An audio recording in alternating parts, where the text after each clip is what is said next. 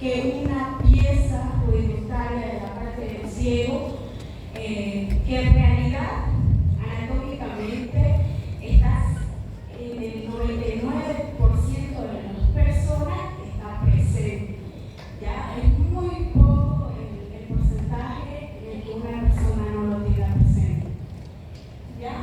¿Qué tiene? Anatómicamente, en realidad, esta es una pieza que, por más que hay varios libros, en realidad no tiene una función estricta, ¿no? Si bien dice que es un órgano linfoide que produce algunos CD4, sí, pero en realidad no tiene una función que sea de gran importancia. Por ende, nosotros la hemos puesto como uno de los órganos que tal vez no tiene función, pero que sin embargo mantiene vivo todavía los cirujanos. ¿Por qué les digo eso? Porque operamos todos los días, ¿no? Es una pieza que si no sacamos en su momento, se puede agravar y puede tener muchas complicaciones en el paciente. ¿Ya? ¿Dónde está ubicado el apéndice? El apéndice está justamente por lo que es debajo del ciego. Si ustedes recuerdan anatómicamente todo lo que es el colon ascendente, transverso, descendente, presenta tres tenias: una externa, una interna y una posterior. La unión de estas tres tenias hace que se forme el apéndice. ¿Ya? Este pequeño órgano mide 6 a 8 centímetros de longitud y normalmente 7 milímetros de diámetro. Cuando el diámetro es mayor, ya se considera un apéndice. Si bien, como les digo, es un tejido linfoide que aumenta su máxima función entre los 12 y 20 años, ya a los 30 prácticamente reduce a la mitad. Y ya en los pacientes adultos de la tercera edad se oblitea, prácticamente no se muestra una luz. Este órgano linfoide presenta diferentes posiciones, ¿ya? Anatómicamente tiene una base, una vértice y sus paredes, porque en realidad es un órgano tubular, ¿ya? Está unido al ciego a través de una válvula que se llama la válvula de Gerlach, o también válvula apendicular, ¿ya? Presenta 4 capas: una capa mucosa, una capa submucosa, una capa muscular y una capa serosa, ¿ya? Está irrigado por una arteria muy importante que es conocida la arteria apendicular, que es esta, la que ustedes están viendo al lado del apéndice, que es la que nosotros le vamos a tener mucho cuidado en un acto quirúrgico, porque si no ligamos bien esta arteria, el paciente puede sangrar internamente y eso nos puede traer una complicación que posteriormente tendríamos que volver a revivir, ¿ya? Entonces, ustedes saben que la irrigación está dada por una arteria, una vena y la parte nerviosa. La arteria es la arteria apendicular, que se origina en realidad de este tronco, difícil nombre, ilio biseco apéndico cólico, que es rama de la mesenterica superior. Ese tronco ilio biseco apéndico cólico, que es este que ustedes están viendo aquí arriba, pero es el de ahí arriba, esa puntita de ahí. Este tronco ilio biseco apéndico cólico da una rama iliar, da 2 ramas secales y da la arteria apendicular, o muchas veces la parte de la arteria secal posterior es que llega a salir la arteria apendicular. La vena que va a recibir la parte venosa es conocida también como vena apendicular. Y la parte nerviosa está dada por el plexo solar, ¿ya?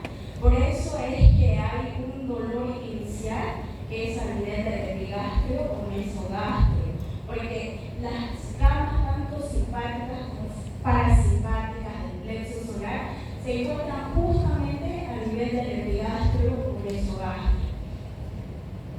No vamos a dar tanto preámbulo a la parte anatómica porque se supone que ustedes ya deben saberlo muy bien.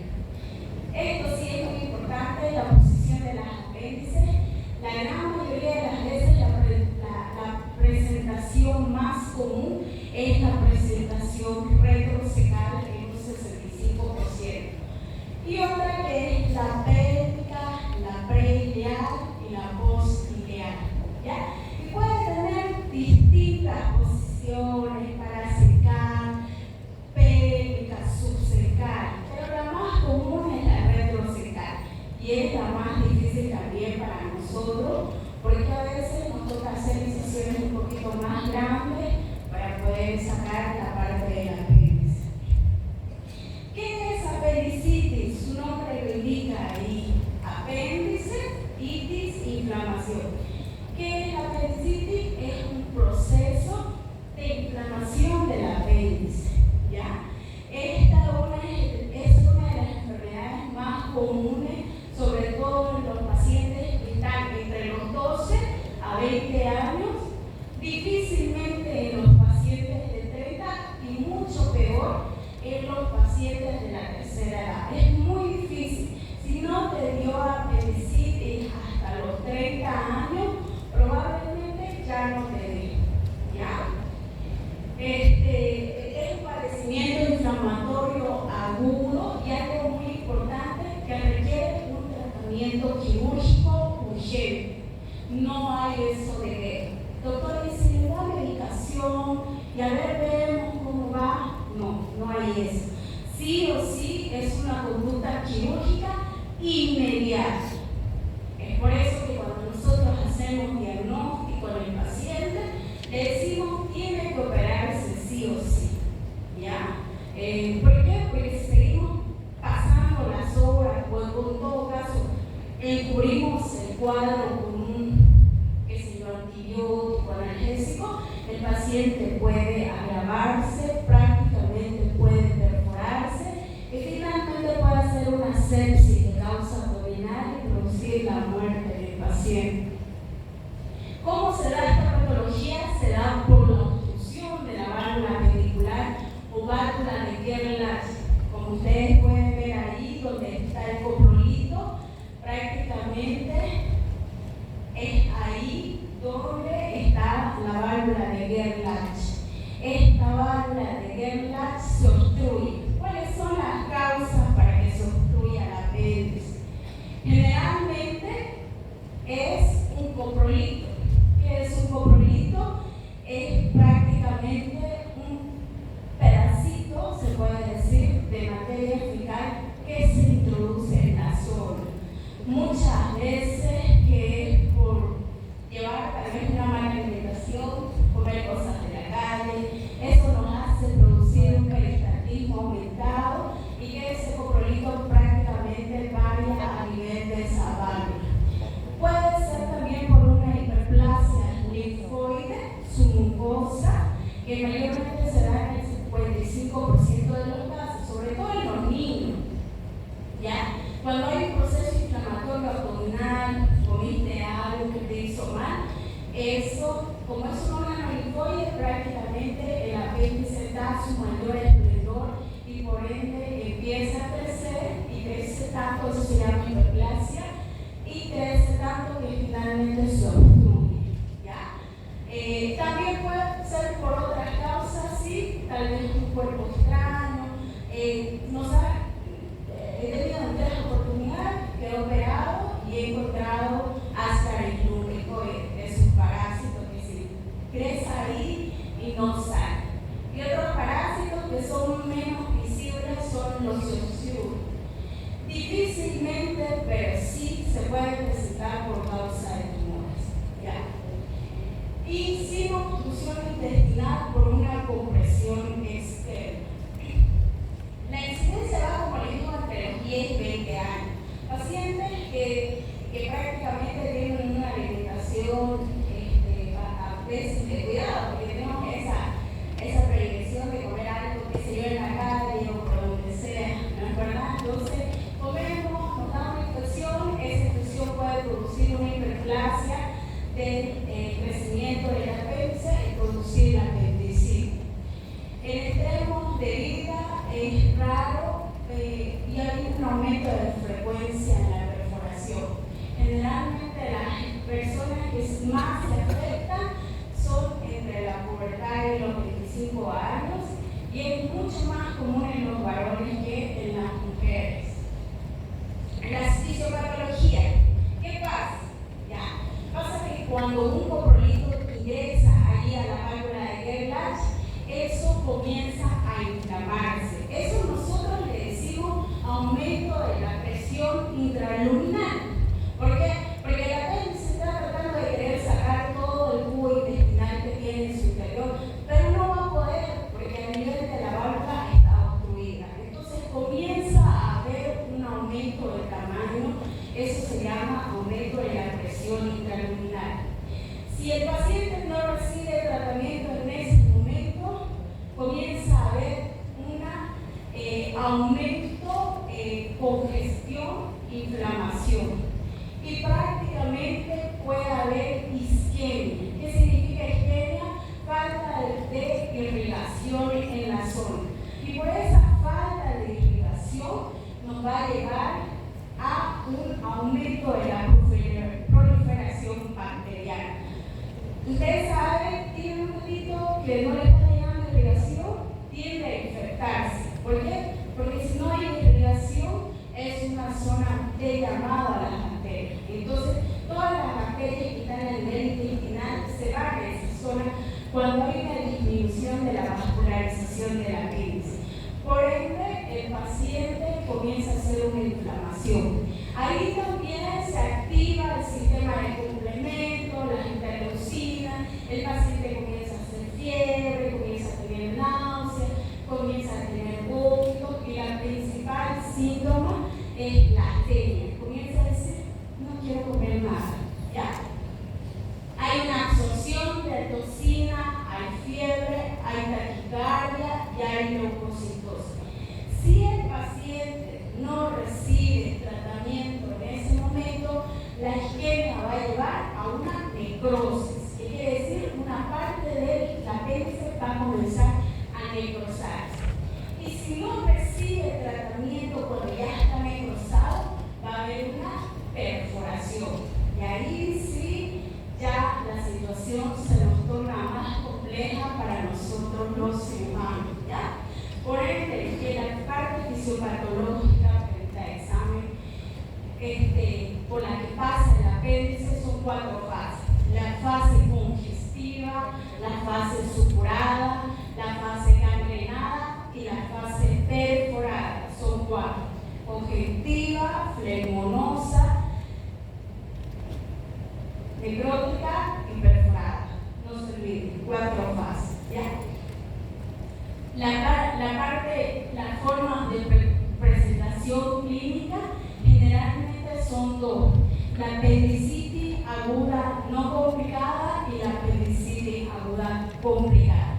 Cuando nosotros encontramos a un paciente en una fase congestiva o flegmonosa, generalmente es una apendicitis no complicada. Y cuando nosotros encontramos al paciente en una fase, ya sea gangrenada o necrosada o perforada, generalmente es una apendicitis perforada. Pero doctora, ¿cómo yo voy a saber de que mi paciente está complicado o no complicado? Todo esto va a depender de la clínica y el tiempo de evolución, ¿ya? ¿Cómo comienza la clínica? ¿Cuál es la clínica que presenta el paciente? Pregunta de examen. Es la cronología de Murphy, ¿ya? ¿Cómo comienza? El paciente tiene una característica clínica que te va a decir, doctora, me duele el abdomen. ¿Dónde y cuándo y a qué hora te comenzó el dolor? Me comenzó ayer en la noche, ¿ya? Hoy en la mañana tenía un dolor muy fuerte aquí a nivel del estómago. Generalmente le dicen aquí, ya que es en el hígado. Pero desde hace rato ya el dolor se me vino aquí y me duele aquí, en la fosa ilíaca derecha. Eso se llama cronología de Murphy. Normalmente no hay eso de que me vino el dolor directo aquí. Si el dolor vino directo aquí en la fosa ilíaca derecha, tenemos que pensar en otro tipo de lesiones, como quiste ovárico, embarazo ectópico, otras patologías. La apendicitis es típica. Dolor en el epigastrio que migra a fosa ilíaca derecha, que está acompañada de náuseas, vómito, sobre todo astenia y alzas térmicas no cuantificadas. Esa es la clínica. Y el tiempo de evolución es muy importante, porque para que el dolor se vaya del epigastrio a fosa ilíaca derecha, generalmente pasan entre 6, 8 y máximo 12 horas. ¿Ya? Pero si hay un paciente que te dice, doctor, desde el día miércoles comenzó el dolor aquí, se me fue aquí, pero me tomé un Dioxazol, me tomé un Ketorol, y se me pasó. Pero ahora el dolor es más fuerte y es aquí, es toda la parte. Entonces ya son 3 días de evolución. La mayoría de estos pacientes ya están perforados, ya están con una peritonitis, o lamentablemente, lo que es más triste escuchar, todavía puedo admitir de personas que digan, vaya, doctora, me fui a la farmacia, me dolía el estómago y me dieron esta buscapina que me tomo. Es aceptable. Pero a veces hay pacientes que van a los centros de salud y el médico de turno en que les da la analgesia. Entonces cubren el cuadro, lo mandan a la casa. Es lo que siempre encuentro en la emergencia. Por eso, chicos, vamos a quedar bien a la universidad. Que no tengamos que llamar al centro de salud y que digamos, doctor, ¿quién está de turno? Ahora la doctora Mendoza. ¿Por qué, doctorita? Porque ¿escuchan? Ahora sí. Entonces me está mandando un paciente que ya usted lo ha meditado, le ha puesto analgesia y ya está complicado. Esas actitudes, por favor, no las tomen. Hagan un buen diagnóstico y manden. No sé si es apendicitis, pero me parece que sí es típico, ¿ya? Entonces, cuando el paciente está con una evolución de 6 horas a 12, generalmente es congestiva. El paciente va a presentar un apéndice así, congestionado, con aumento de bacterias, reacción de tejido linfóide, ¿ya? Eso es bueno. Si nosotros lo diagnosticamos ahí, en congestiva o flemonosa, ¿cuál es la diferencia? Que la incisión va a ser muy pequeñita. ¿Alguien aquí operado? Porque he operado hartos de los cebolos. Levante la mano ahora. No hay ninguna vez. Siempre termino operándolos. Me vienen y me buscan, doctora, me comenzó el dolor. Y el año pasado operé 3 pacientes de aquí de los cebolos en el hospital.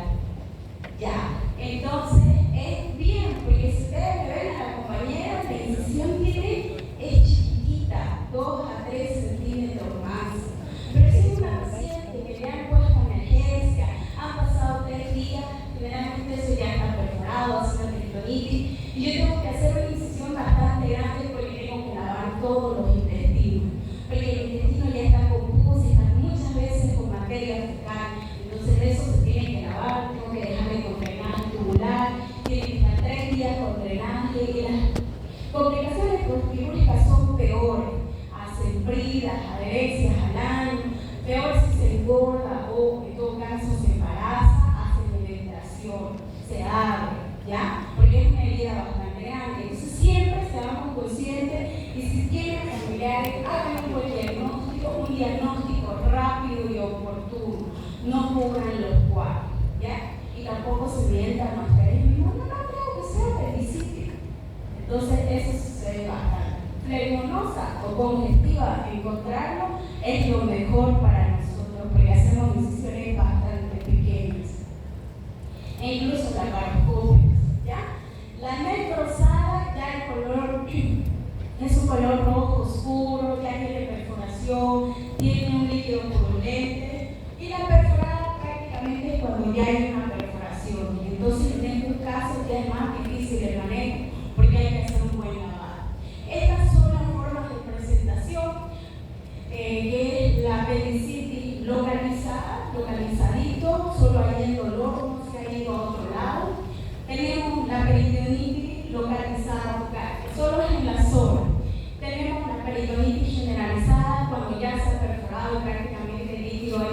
a la zona abdominal o a los espacios de la cavidad abdominal. Tenemos el plastrón o masa appendicular. ¿Qué es el plastrón? Cuando el apéndice se une al epíclo, se une al ciego, se une al hilo y forman una masa completa. Eso se llama plastrón, ¿ya? Eso normalmente sucede también cuando nosotros vemos que nos toma apendicitis y le hemos iniciado antibióticos, ¿ya? Le iniciamos antibióticos y eso comienza a hacerse un plastrón. Pero no es la solución porque sí o sí se tiene que operar igual. Y el absceso apendicular, que es la apendicitis en la cual el apéndice cubre los tejidos vecinos. La mayoría de las veces, si nosotros hacemos un cultivo de la zona, lo que encontramos es una E. coli, pero puede haber distintas otras bacterias como son los bacteroides, la Klebsiella, el Streptococcus, el Staphylococcus, el Enterococcus. Pero el más común es la E. coli, la Pseudomonas y los bacteroides. ¿Cuáles son las manifestaciones clínicas? Lo acabo de decir. Cronología de Murphy jóvenes. Dolor en el epigastrio que migra a fosa ilíaca derecha, acompañada de náuseas, vómito, astenia. La astenia es un signo inicial de la apendicitis. ¿Te da hambre? No tengo hambre, no quiero comer nada. ¿Te da hambre? Sí, tengo mucha hambre, quisiera comer un pollo. No es apendicitis. ¿Ya? El paciente que tiene apendicitis tiene astenia, ¿ya? Entonces no se olviden de eso. Y puede haber, como también no puede haber, fiebre, alza térmica.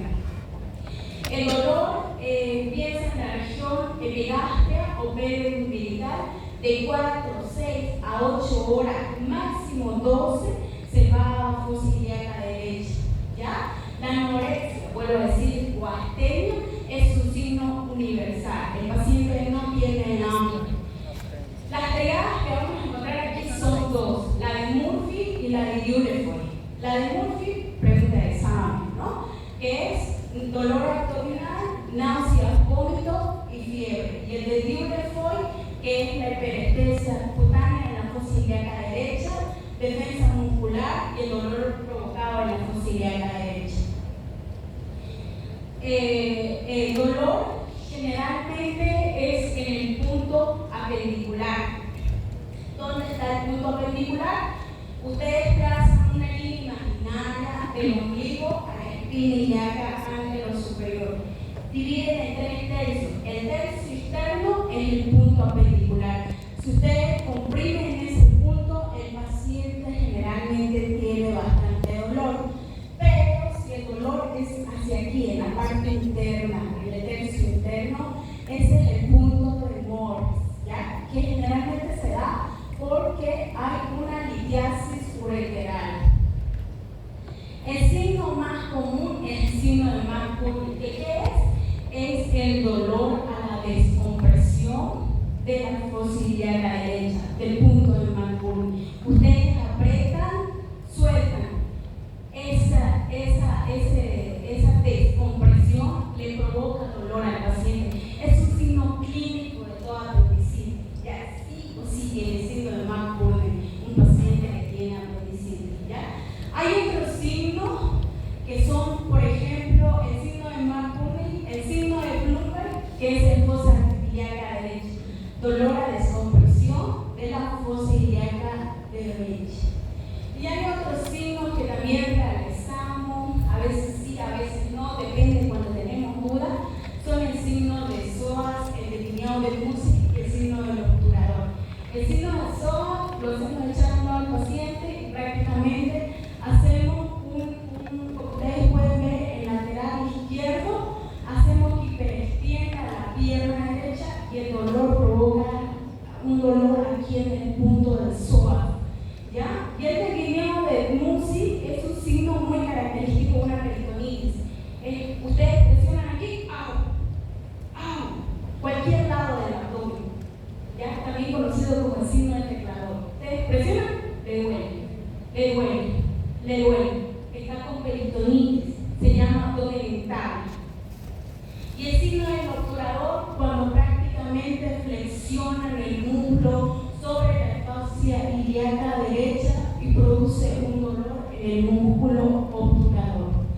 Hay otros signos, hay miles de signos para poder hacer el diagnóstico de la fosa ilíaca derecha, pero el que les acabo de indicar, el delineado de Musi, McBurn y Plumber, son los más característicos. Hay el de Aron, que es el dolor en el epigastrio, cuando palpamos la fosa ilíaca derecha.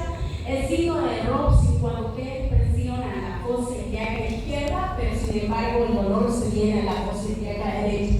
El signo de Dumpy, que es el dolor en la fosa ilíaca derecha cuando el paciente tose. A ver, tosa, ¿dónde te duele? Aquí. A ver, salta, ¿dónde te duele? Aquí. Entonces, esos son los signos de Dumpy y el signo de Donnelly. Y el signo de maniobra de San Martino ya está descontinuado, pero es un tacto rectal que se realiza al paciente y se hace una compresión de la fosa ilíaca derecha. No la realizamos, ¿ya? Solamente para que la conozcan. Utilizamos hasta ahora el score de Alvarado para hacer el diagnóstico, que te determina 10 puntos para que tú puedas hacer un diagnóstico. Si ustedes se dan cuenta, en todo esto, ¿hay algo que diga ecografía? No, ¿eh? ¿Hay algo que indique tomografía? Tampoco. ¿Hay algo que indique algún otro estudio, qué sé yo, endoscopía? No. ¿Por qué? Porque la apendicitis aguda, generalmente jóvenes, el diagnóstico es clínico.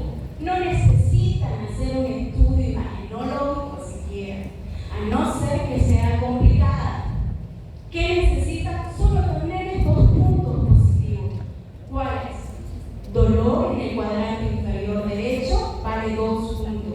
Signo de Bloomberg, 1 punto. La migración de dolor, 1 punto. Náuseas y vómitos, 1 punto. Anorexia, 1 punto. Temperatura oral mayor a 37.2, 1 punto. Leucocitosis, 2 puntos. Y neutrofilia mayor a 75%, 1 punto. Antiguamente, los médicos no pedían nada de ecografías, tomografías, rayos X, electrocardiograma. El diagnóstico era netamente clínico. La neurología de Murphy, un hemograma nada más. Ahora, obviamente, actualmente, porque hay muchos problemas, para la gente todo es negligencia, entonces sí, lamentablemente hace que los médicos, los cirujanos o cualquier otro especialista sea un poquito más exigente. Y ahora sí pedimos más estudios para estar seguros y que haya algún estudio que prácticamente nos ayude, si en algún momento vamos a un juicio, nos ayude. Pero la ecografía decía que tenía líquido, entonces ya es un estudio que nos ayuda a decir a nosotros el diagnóstico. Es por eso que ahora se pide otros estudios complementarios, ¿ya? O si en algún momento llegamos a tener una duda, cuando los pacientes se medican con analgesia y no estamos seguros porque obviamente no van a tener dolor, entonces ahí sí pedimos estudios complementarios. O cuando creemos que la cosa está complicada solo porque quiero ver si hay líquido en todo el abdomen, ahí sí. Pero el libro dice, todos los libros de cirugía, que el diagnóstico es clínico. Necesita solo un hemograma y un buen examen físico y una buena historia clínica. Negativo de 0 a 4 puntos, posible apendicitis 5 a 6 puntos, probable apendicitis 7 a 8 puntos y apendicitis de 9 a 10 puntos. Hay una escala de repasa, actualmente no la estamos utilizando, solamente se las nombro, es unos parámetros. Yo le voy a pasar la diapositiva al doctor para que se los pase al grupo también, ¿ya? Así que no tengo pena de eso, de sacarle tanta foto, se lo voy a pasar. Y tenemos la escala de repasa. ¿Cuáles son los signos de alarma?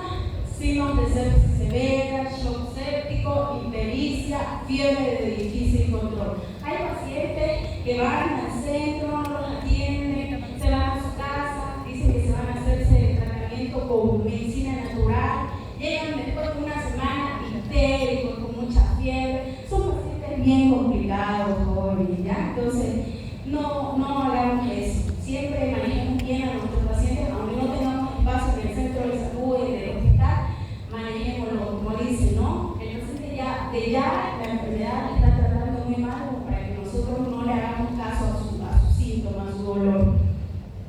Y hay que hacer un diagnóstico diferencial, porque resulta que hace unos días tenía una paciente que tenía cronología de Murphy, flaquita, le hago la ecografía, líquido de fosa ilíaca derecha y una apendicitis. Y entro y la opero, y de verdad tenía Murphy, tenía Bloomberg, tenía toda la cronología, y la leucocitosis era de 15.000 blancos. Pero abro y empieza a salir sangre. Era un quiste ovárico hemorrágico, ¿no? Entonces, o también, siempre cuando está en estado de, en edad fértil, las mujeres siempre piden un 3-pack, porque a veces hay embarazos ectópicos. Y un examen de orina no está de más, porque la infección urinaria también te puede provocar dolor, o la litiasis renal te puede provocar dolor. Entonces, si ustedes buscan, hay un librito amarillo que dice diagnóstico de abdomen agudo, que ahí te habla diagnóstico diferencial de fosa ilíaca derecha, y hay 150 patologías que te pueden hacer pensar en una apendicitis, en una fosa ilíaca derecha, ¿ya? Entonces, hay 150, aquí solamente hay creo que 20, 150. Una neumonía, una diverticulitis, una adenitis, un bolvo, una pancreatitis, distinta. Pero, y entonces, doctora, ¿cómo es el diagnóstico?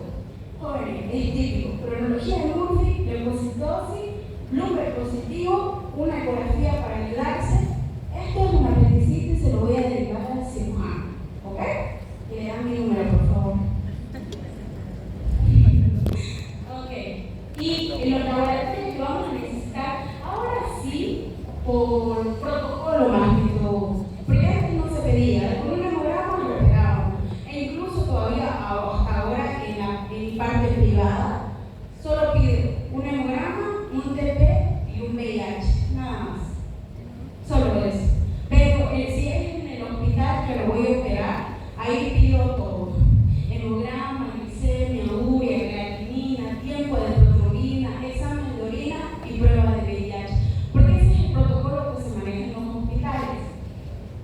Ya, aparte que los laboratorios son gratuitos también. La glicemia para detectar diabetes, la urea, creatinina para ver la función renal, el hemograma para ver la leucocitosis, el TP porque siempre es por una anestesia peri o raquis más que todo. Entonces, para eso tiene que estar bien el tiempo de protrombina. Y el VIH, por protocolo, ahora lo pedimos porque ya nos ha tocado operar y lamentablemente nos ha tocado enterarnos después de que el paciente era VIH positivo. ¿Cuántos pacientes? ¿No? Entonces, siempre es bueno saberlo antes. No es que no operemos pacientes con VIH, ojo, he operado hartísimo, pero tengo que entrar con el equipo necesario, con todas las medidas de bioseguridad para que después no tengan que estar tomando, Dios gracias, retrovirales, ¿no? Porque eso es lo peor que nos puede pasar, tal vez contagiarnos un poquito y tenemos que empezar a tomar retrovirales. Y un examen poquito de orina para poder hacer el diagnóstico diferencial. Puedes pedir imágenes de estudio, una radiografía de abdomen que te puede mostrar muchas veces este signo, que es el signo de borramiento del psoas derecho, y muy raras veces puedes ver ahí el fecalito como muestra ahí en la flechita abajo. La ecografía sí, todavía sigue siendo un estudio. Ojo, yo realizo mucho porque tengo la parte de la maestría en ultrasonografía para los que van a la clínica alguna vez venido, entonces van a decir que yo realizo mucho. ¿Por qué? Me gusta mucho porque me gusta ver a los pacientes antes de operar, antes de cualquier hacer un procedimiento, ver cómo está, ver cómo me voy a encontrar. El apéndice es un órgano que si tú de manera normal vas a una ecografía abdominal, no te lo van a poner en el informe, porque ecográficamente no se ve, solamente se ve cuando está inflamado o cuando hay líquido en la zona. Se ve la presencia de coprolito y muchas veces líquido periapendicular. Y la tomografía, en realidad, no se debería pedir, pero cuando tenemos una duda, por ejemplo, pacientes de la tercera edad, a veces tenemos duda, porque no es normal que le dé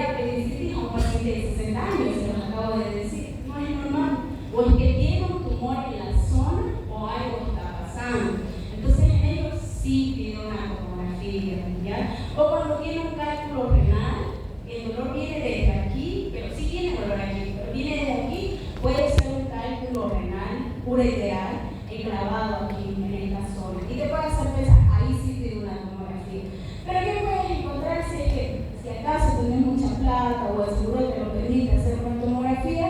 Aumento del diámetro en el apéndice, engrosamiento de las paredes mayor a 1 milímetro, realza normal heterogéneo en la pared, edema submucoso y algunos hallazgos secundarios como cuando hay una perforación líquido libre en cavidad y engrosamiento de las paredes en sí.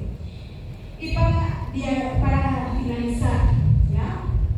Entonces, cuando nosotros vemos un apéndice menor a 6 milímetros, la recomendación es evaluar las condiciones de dolor en cuadrante inferior derecho. Una posible apendicitis, un apéndice de 6 a 10 milímetros, hacer una observación si es sintomático. Y una probable apendicitis, normalmente el apéndice es mayor a 6 a 10 milímetros, hay que hacer una cirugía y esto es sintomático. Estas son algunas de las cirugías que he podido realizar. Tú te puedes encontrar con un apéndice tan bonito, tan inflamadito, pero ahí localizadito. Esas cirugías me encantan porque yo soy cirujana mujer, entonces ustedes saben que muchas cirujanas mujeres no hay, y soy bien estética. No me gusta hacer incisiones muy grandes que le puedan traer complicaciones al paciente. Me gusta hacer incisiones pequeñas, pero obviamente con la bendición de Dios siempre bien hechas, ¿no? No significa que porque quiera hacer una incisión pequeñita voy a dejar de lado la contaminación. Entonces, siempre les digo a mis pacientes, si hay que operar, operemos de una vez. La incisión bonita, es bien encontrar un objetivo flemonoso, incluso hasta gangrenado. Pero ya está personado, jóvenes, vamos a encontrar pus, vamos a encontrar, como pueden ver aquí, esta parte amarilla, eso es materia fecal. Y ahí lamentablemente tengo que hacer incisiones muy grandes, lavar todo el intestino, porque queda mucho remanente y si no lavamos bien, el paciente se puede complicar. En el prequirúrgico, ustedes lo van a hacer en el prequirúrgico, ustedes los médicos generales, porque ustedes tienen que hacer un buen diagnóstico en todas sus patologías y cuando ustedes ya tengan que hacer el diagnóstico, qué lindo es escuchar jóvenes que me llaman a un doctor y me digan, doctora, ¿se acuerda de mí? Sí, ¿quién era el doctor? Fui su alumno de la universidad, ¿se acuerda? Soy el doctor Canto, estoy en el centro de salud de Brasil, quiero mandarle una apendicitis. ¿Y por qué cree que es una apendicitis? Se lo voy a presentar al paciente. El paciente de 14 años, un cuadro clínico de 12 horas de evolución caracterizó, o sea, que lo cantan hermoso, tiene 15.000 leucocitos, tiene una ecografía que reporta líquido libre en una sirena derecha. Es hermoso escuchar eso de un médico, ¿ya? La mayoría de aquí va a entrar primero a trabajar a la parte clínica y también a la parte también al centro de salud del que tenga un hijo. Entonces, sepan hacer un buen diagnóstico, jóvenes. El prequirúrgico lo hacen ustedes. Hidratan a su paciente, le ponen un omeprazol, le hacen los estudios complementarios. No necesita sonda nasogástrica, pero si el paciente está vomitando mucho, se lo pueden colocar. Lo preparan. Lo ideal es que siempre el que va a hacer el diagnóstico entre con nosotros a ayudar, ¿no? Pero si no, eso mayormente lo hacemos en las clínicas. Médico que diagnostica entra a operar.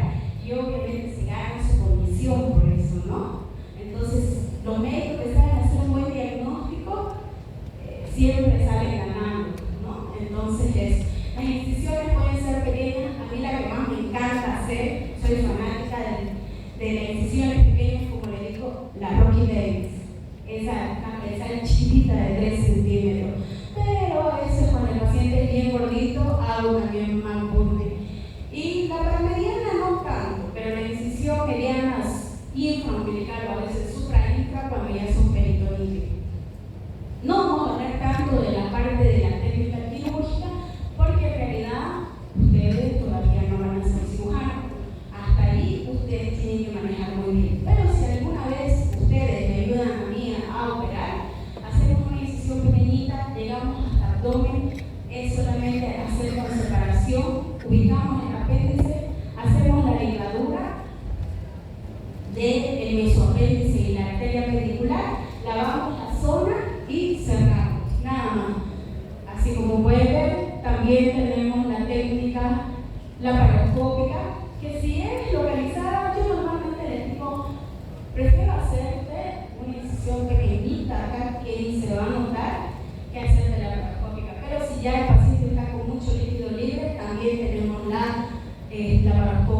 en el postquirúrgico son benzodiazepínicas, son Napoli, casi nunca.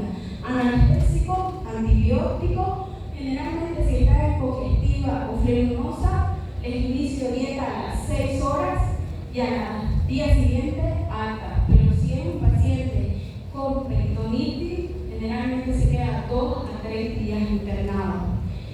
El primer día, las complicaciones postquirúrgicas, ojo, pregunta de examen, ya, porque cuando ustedes trabajan en la clínica o ustedes trabajan en el hospital, ustedes hacen también el postquirúrgico, no el seguimiento, pero sí estar pendiente de los pacientes que están internados. Entonces, una de las complicaciones postquirúrgicas el primer día es la hemorragia. Si no ligaste bien esa arteria ventricular, seguro que te puede dar una hemorragia. Evisceración, mala técnica, hilo dinámico. En el segundo o tercer día, dehiscencia del puñón, atelectasia, neumonía, fístula. Cuarto o quinto día, infección de la herida. Y al séptimo día, un absceso intraabdominal. Creo que casi del 100%, un 10% alguna vez me ha hecho una complicación postquirúrgica, pero siempre es porque es gordito o es gordita, se infecta la herida. Eso es lo que más presenta las complicaciones postquirúrgicas. Y las tardías ya son las evisceraciones, hernias incisionales. Ahí pueden ver las vidas de adherencia. Por eso no me gusta operar incisiones grandes, porque cuando manipulan mucho el intestino, de aquí a un año vuelve y te dice, doctora, ¿se acuerda que hace un año me operó? Sí, ¿qué pasó ahora? Es que no puedo entrar al baño hace 3 días y me duele. Te hacen una radiografía y tiene nivel, está obstruido. ¿Por qué? Porque tiene bridas de adherencia. Hay que volver a entrar a operar.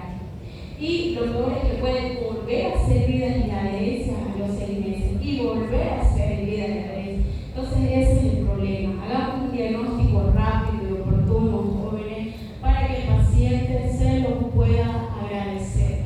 Bueno, y el pronóstico es bueno siempre y cuando tú hagas el diagnóstico en las primeras horas y más si obviamente tardas mucho en hacer el diagnóstico. No sé si tienen alguna pregunta, si no, muchísimas gracias.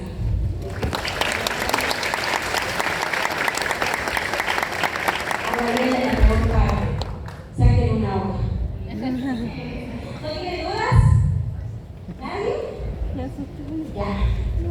¿Preguntas? Nada. Chicos, por favor, no me hagan quedar mal.